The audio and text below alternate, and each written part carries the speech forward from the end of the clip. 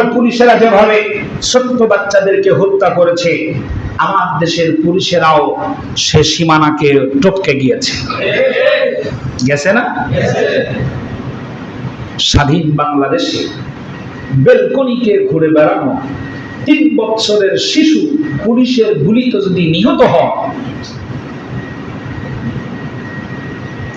ছোট্ট বাচ্চার মা দুধপান করায়া বাচ্চাটাকে ঘুম পাড়িয়ে শুধুমাত্র বেলকনিতে দাঁড়িয়ে দেখতে গেছে হচ্ছেটা কি, গুলি এসে তার প্রাণ পাখিটা কেড়ে নিয়ে চলে গেল। ডক্টর শফিকুর রহমান সেখানে গিয়েছেন, দেখেছেন এবং বলেছেন এই ছোট্ট বাচ্চার দায়িত্ব আমি গ্রহণ করলাম। আলহামদুলিল্লাহ। প্রিয় বন্ধুগণ, আপনি হয়তো বলবেন পুলিশকে পর্যায়ে নিয়ে গেল কারা? আমি আপনাকে বলবো, ছাত্ররা যখন আন্দোলন শুরু করেছিল তখনই যদি দাবি মেনে নেওয়া হতো, পরিস্থিতি এতদূর পর্যন্ত আসতো না। ক্ষমতার লোভে, ক্ষমতার মোহে পড়ে যারা জাতিকে বিভ্রান্ত করে গোটা জাতিকে ছিন্ন ভিন্ন করে ফেলেছে, হাজার মায়ের বুক খালি করে দিয়েছে, বাংলার জমিনে তাদের বিচার হবে, কোনো সন্দেহ নাই ইনশাআল্লাহ।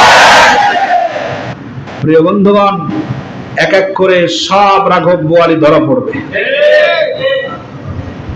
ঈগলের পিঠে চড়ে কাক যখন ঠোকরায়,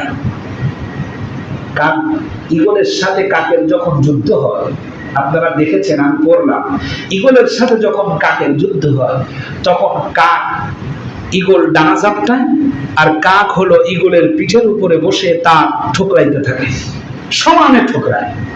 কিন্তু ঈগল তার সাথে যুদ্ধ করে না, ঈগল শুধু উপরে উঠতে থাকে। এত উপরে উঠে যায়, সেখান থেকে কাক আর অক্সিজেন না পেয়ে দুম করে ঈগলের পিঠ থেকে পড়ে যায়। এখন কাউয়ার অবস্থা তাই হচ্ছে, অক্সিজেন আর কোন জায়গায় নাই। এজন্য আল্লাহ রাব্বুল আলামিন বলেছেন, অহংকারী হইও না, অহংকার করো না। সম্পদ দিয়েছেন কে? আল্লাহ। টাকা পয়সা কে দেন? আল্লাহ। ক্ষমতা কে দেন?